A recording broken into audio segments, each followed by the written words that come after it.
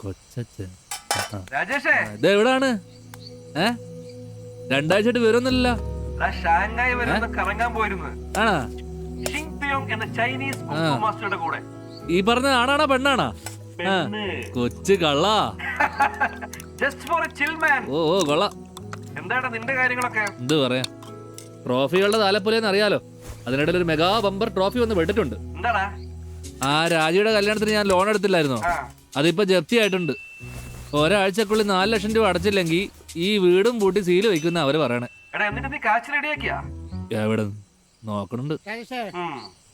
ആ ഒരു സെക്കൻഡ്.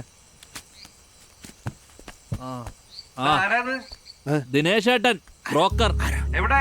ഇവിടെ ദാസേട്ടൻ. ഓ ചൈന. ആ ദിനേശാ. ദാസേട്ടാ, എന്തുണ്ട് ചൈനയിൽ വിശേഷങ്ങൾ? അടിപൊളി. ആഹാ, എന്തായി നിന്റെ കല്യാണ കാര്യങ്ങളൊക്കെ?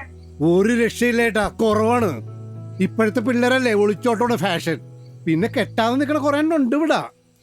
അതിനൊക്കെ ഓരോരുത്തർ കൊന്നിട്ട് ജയിലിലും പോവും. ഒരു വല്ലാത്ത അവസ്ഥ. നിങ്ങളെ പോലെ വല്ല രാജ്യത്ത് ചുറ്റിക്കറങ്ങി നടന്നാ മതിയായിരുന്നു. ഒന്നും അറിയണ്ടല്ല, ഒറ്റത്തടി പരമസുഖം. എടാ നമ്മുടെ രാജേഷിന്റെ കാര്യം വല്ലതും നടക്കുവാ? ഒരുപാട് നോക്കണുണ്ട് ചേട്ടാ, ഒന്നും കൊണ്ട് നോക്കണില്ല. പെട്ടെന്ന് കണ്ടുപിടിക്കേ, അല്ലെങ്കിൽ ചെറുക്കൻ ചിലപ്പോ റബറങ്ങാ പോലെ നിന്ന് പൊട്ടും. തന്നെ. അതെ, മതി മതി വെച്ചോ. റേഞ്ച് പോണത് കട്ട് ചെയ്ത് ഞാൻ പിന്നെ വിളിക്കട്ടാ. ആ ശരി, ഗുഡ് നൈറ്റ്. മതി വിളിച്ചത്, പറഞ്ഞ കാര്യം പറഞ്ഞു.